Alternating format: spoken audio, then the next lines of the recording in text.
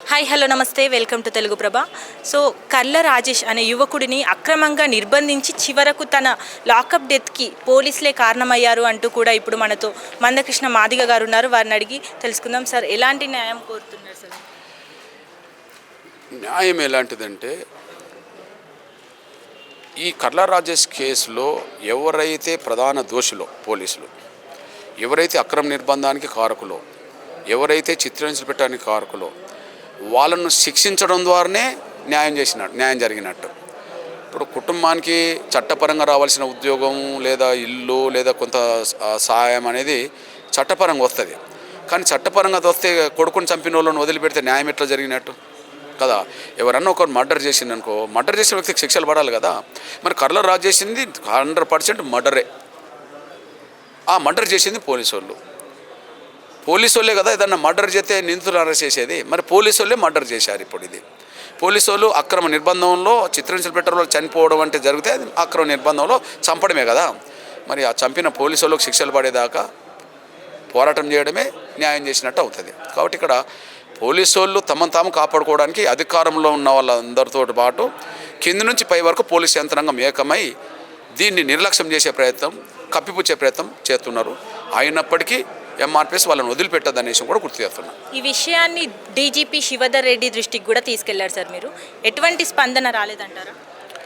నేనంటే ఇప్పుడు మరియమ్మ కేసు విషయం అప్పుడు ఆనాడు మహేందర్ రెడ్డి గారు డీజీపీ గారు ఉన్నారు. మహేందర్ రెడ్డి గారిని కూడా అప్పుడు కలిశాను. ఇప్పుడు శివధర్ రెడ్డి గారిని కలిశాను. మహేందర్ రెడ్డి గారు బాధిత కుటుంబానికి మరియమ్మ కుటుంబం దగ్గరికి వెళ్ళి పరామర్శించి ఇట్లాంటి చర్యలు ఇంకోసారి పునరావృతం కాకుండా చూసుకుంటా అని చెప్పి ఆయన ఓపెన్గా మాట్లాడాడు. వెంటనే వాళ్ళని డిస్మిస్ చేశాడు. కానీ ఇప్పుడు శివధర్ రెడ్డి గారు కుటుంబం దగ్గరికి వెళ్ళలేదు, వాళ్ళను డిస్మిస్ చేయలేదు.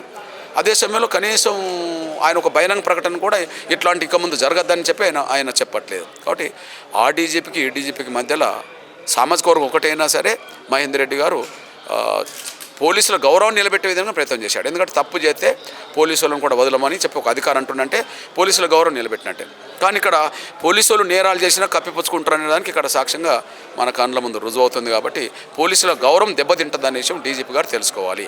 కాబట్టి డీజీపీ గారు ముందుకు రావాలి, వాళ్ళని సస్పెండ్ చేయాలి, రీపోస్ట్ మార్టంకు సహకరించాలి. ఆ పాత్ర పోషించకపోతే ఖచ్చితంగా డిపార్ట్మెంట్ గౌరవం వాళ్ళే తీసేసుకున్నట్టు అవుతుంది. రీపోస్ట్ మార్టం జరగకుండా అడ్డుకునేది ఎవరంటారు సార్? ఖచ్చితంగా ప్రజెంట్గా ఏంటంటే రీపోస్ట్ మార్టం జరిగితే చిత్రహింసల వల్ల వచ్చిన అనారోగ్య సమస్యల వల్లనే ఈయన మరణించిండు అనే విషయం బయటపడుతుందని చెప్పి అందరికీ తెలుసు. కాబట్టి అది ఆధారాలు రాకుండా చేయాలంటే ఎవరు చేయాలి?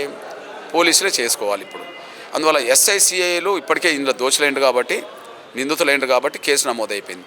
డిఎస్పీ ఎస్పీలు రీపోస్ట్ మార్టం జరగకుండా వాళ్ళ పాత్ర పోషిస్తుండ్రు. ఆ ఎస్పీకి డిఎస్పీకి అండగా ఎమ్మెల్యే పద్మావతి రెడ్డి గారు, ఉత్తమ్ కుమార్ రెడ్డి గారు మంత్రి వీళ్ళకి అండగా నిలబడ్డారు. ఎందుకంటే ఇలా రాజకీయంగా ఉత్తమ్ కుమార్ రెడ్డి గారు శ్రీమతి గారు కూడా ఇలా బాధ్యత తీసుకోవాల్సి వచ్చింది. కారణం ఏంటంటే బొల్లం మల్లయ్య పేరు చెప్పించడం కోసం జరిగిన ప్రయత్నంలో టార్చర్ ఎక్కువ చేశారు ఈ కేసులో ఆయన నిరికించడం కోసం. అట్లా బొల్లం మల్లయ్య పేరు ఇరికించమని చెప్పి ఎవరు ప్రోత్సహించారు పోలీస్ డిపార్ట్మెంట్ అంటే ఎమ్మెల్యే పద్మావతి రెడ్డి గారు. ఎవరితో మాట్లాడించింది? ఎస్ఐ చిలుకూరు ఎస్ఐ సురేష్ రెడ్డి నుంచి ఎస్పీ నరసింహ వరకు ఆమె ఫోన్లో మాట్లాడింది. ఆ విధంగా వాళ్ళు ఒత్తిడి పెట్టారు. దీనికి కారణం కాబట్టి ఇప్పుడు వీళ్ళని కాపాడే బాధ్యత ఆమె కూడా తీసుకోవాల్సి వస్తుంది. ఎందుకంటే ఆమె చేయబట్టే ఈ టార్చర్ పెరిగింది, మరణానికి దారితీసింది. కాబట్టి ఒకరినొకరిని కాపాడుకునే ప్రయత్నంలో పోలీస్ యంత్రాంగం పెద్దలు ఉన్నారు, అదే సమయం రాజకీయంగా పెద్దలు ఉన్నారు. అయినప్పటికీ సత్యమే కాబట్టి మేము వదిలిపెట్టే ప్రసక్తి లేదు. డిమాండ్స్ ఏంటి సార్? డిమాండ్ ఈరోజు ప్రత్యక్ష డిమాండ్ ఏంటంటే రీపోస్ట్ మార్టం వెంటనే జరగాలి. ఎందుకంటే మీరు పోస్ట్ మార్టం చేయించుకున్నది నవంబర్ 17న డాక్టర్ లక్ష్మీకాంత్ రెడ్డితో పోస్ట్ మార్టం చేయించినట్టుగా కనిపిస్తున్నది. కానీ నవంబర్ 17 అయిన డ్యూటీ లేదు కదా. నవంబర్ 17 డ్యూటీ అనేది డాక్టర్ సురాజ్ డ్యూటీ ఉన్నది. మరి సురాజ్ చేయాల్సిన పోస్ట్ మార్టంను లక్ష్మీకాంత్ రెడ్డి ఎట్లా చేశాడు? గాంధీ ఆసుపత్రిలోనే పోస్ట్ మార్టం చేయడానికి వీడియో తీయడానికి వీడియోగ్రాఫర్ ఉంటే కోదాడు నుంచి వీడియోగ్రాఫర్ను రామకృష్ణ రెడ్డిని ఎందుకు తీసుకొచ్చేసారు అంటే పోస్ట్ మార్టం నివేదికను తమకు అనుకూలంగా మార్చుకోవడానికి, పోస్ట్ మార్టంలో ఎలాంటి గాయాలు కనిపించలేదని చెప్పి వీడియోలో కనిపించకుండా చేయడానికి. ఉదాహరణకు గాయం ఇక్కడ ఉన్నదనుకోండి, ఆ ప్లేస్ తీయకుండా వేరే ప్లేస్ తీసిండనుకో, గాయం లేని ప్లేస్ తీసిండనుకో వీడియో తీసినట్టే. కానీ గాయం ఉన్న ప్లేస్ తీయడు. ఎవరు తీయలే? రామకృష్ణ రెడ్డి తీయలే. అందువల్ల స్పష్టంగా అర్థమవుతుంది అంటే రీపోస్ట్ మార్టం చేయాలని ఎందుకంటున్నాం అంటే పోస్ట్ మార్టం నివేదికను వాళ్ళకు అనుకూలంగా రాయించుకున్నారనేసి మాకు అనుమానం, దానికి ఆధారాలు చెప్తున్నాం. ఇక్కడ రీపోస్ట్ మార్టం జరిగిందంటే నేరం బయటకు వస్తుంది. నేరం బయటకు వస్తుందంటే ఒక ఎస్ఐసిఐ వరకు పరిధం కాదు, ఆ నేరం డిఎస్పీ దాని నుంచి ఎస్పీ దాకా వస్తుంది. కాబట్టి వాళ్ళని కాపాడుకునే ప్రయత్నం వాళ్ళు ఉన్నారు. ఆయన రీపోస్ట్ మార్టం చేసేంతవరకు మా పోరాటాన్ని కొనసాగిస్తాం.